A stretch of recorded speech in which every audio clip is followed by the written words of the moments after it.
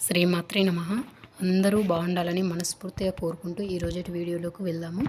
ఇక వారాహి అమ్మవారి మహిమల గురించి మనం ప్రత్యేకించి మళ్ళా చెప్పుకోవాల్సిన అవసరం లేదు.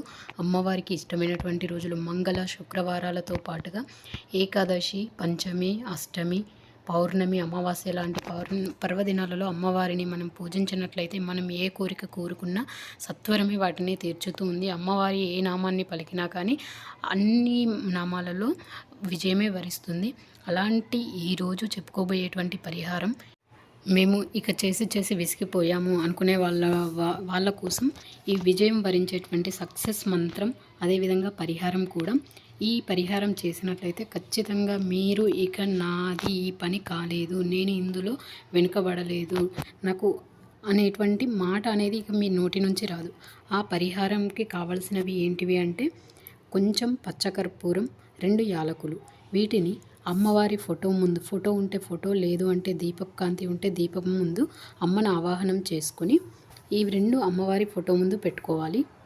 అమ్మను పూలతో అలంకరించి దీపాన్ని ముట్టించి అమ్మవారికి ఇష్టమైనటువంటి నైవేద్యం లడ్డూలు కానీ, దానిమ్మ గింజలు కానీ, లేదా కందగడ్డ లాంటివి నైవేద్యంగా ఉంచి కొబ్బరికాయను నివేదించి ఇప్పుడు నేను చెప్పబోయే మంత్రాన్ని మీకున్నటువంటి సమస్యను మనసులో విన్నవించుకొని నేను చెప్పబోయే మంత్రాన్ని చెప్పండి.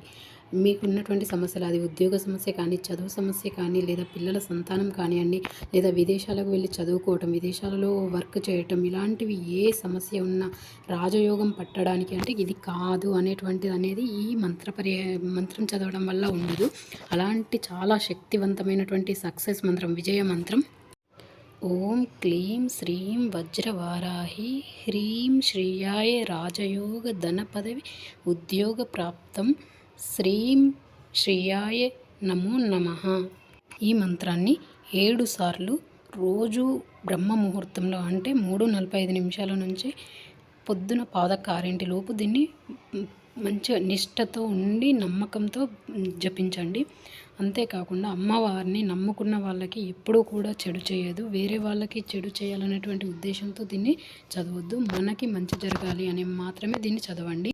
అయితే ఇందులో బీజాక్షరాలు ఉన్నాయి కాబట్టి బీజాక్షరాలు గురువు ఉపదేశం లేకుండా చదవకూడదు. అందుకోసం మీరు ఏం చేయాలి అంటే పేపర్ పైన ఫస్ట్ ఈ మంత్రాన్ని రాసుకుని ఆ పరమాత్ముడే మీకు ఉపదేశం ఇచ్చిండు అని భావించుకొని అప్పుడు ఈ మంత్రాన్ని 7 సార్లు రోజు ఉదయం చదవండి.